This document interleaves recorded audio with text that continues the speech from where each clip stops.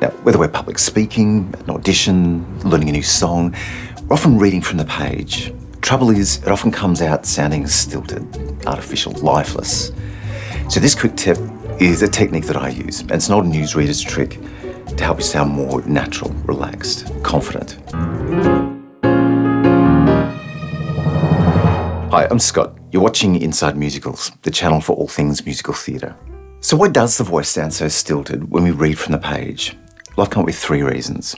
Number 1, when we read at the same pace that we're speaking, we're often reading syllable by syllable. So we're not really taking in the meaning of the words, so we're not making it make sense for the audience. So it comes out either flat and unexpressive or arbitrarily sing-songy if we're adding an inflection. Number 2, when we're reading syllable by syllable, we're more likely to stumble because we're not anticipating the mouthography.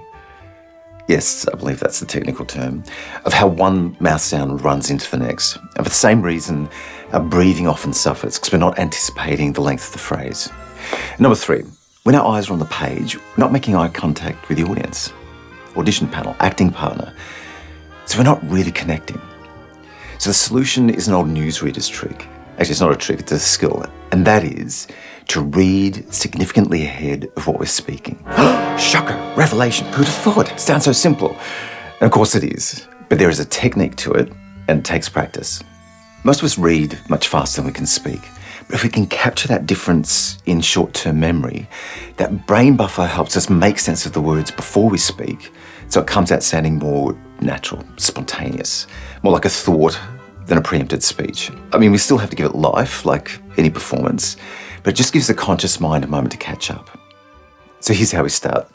Take any printed text and hold it close to eye level so the eyes don't have to move very far, at least at first. And we don't want to be moving the head. I mean, first of all, that's distracting. And secondly, when we move both the head and the eyes, you're more likely to lose your place. So with the fingers as a placeholder, read your first chunk of text. It could be a couple of words, a sentence, whatever you're comfortable with, but try to make it a complete phrase, a logical thought bubble. Then look up from the page, start talking from memory, and before you get to the last word, look down again to take in the next piece of text and see if you can keep that going without losing the flow. The most important thing at the start is to do it slowly enough that you get used to that deliberate movement from page to presentation. What we don't want is a constant flicking of eyes. Again, distracting, and it makes you look nervous. Once you're comfortable with this rhythm, you'll find that you can actually lower the text to a more natural position and still take in bigger and bigger chunks. And the result's very different to using a teleprompter or an auto cue, where you're more likely to fall back into that pattern of reading syllable by syllable and that flat, monotone delivery. I don't tell anyone, but this is the technique I use for these videos. I script them word for word because I don't really trust myself not to ramble. But some of the scripts turn out to be 12, 15 pages long, and I just don't have the time to commit the whole thing to memory. So I usually film a couple of pages at a time, and I'm now at a point where I can take in a few paragraphs at a glance.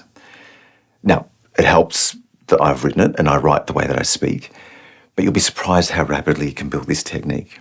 And if you're a parent, practice this when you're reading to your kids. And so here's my challenge to you. Try this at your next audition or roundtable read where they give you new material. Do you sound more convincing? Or maybe a voiceover, are you more spontaneous? Or how about a singing lesson where you want to get a song to performance level as fast as possible? This is one way to get it off the page.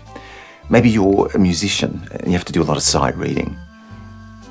Put it in the buffer. Read a couple of bars ahead, or at least a couple of beats, and you'll find that your phrasing is more fluid and you're less prone to stumble. And finally, compare some of my videos. Does it sound like I'm reading? Does it sound like I'm having a conversation? Because honestly, some days I'm better than others. But in the end, I am in fact reading. Mostly. Now, if you enjoy these kind of tips, do subscribe. Even if you don't comment, it tells me you're interested in more. But for now, thank you so much for watching. I do love you. Now get out there. Be brilliant.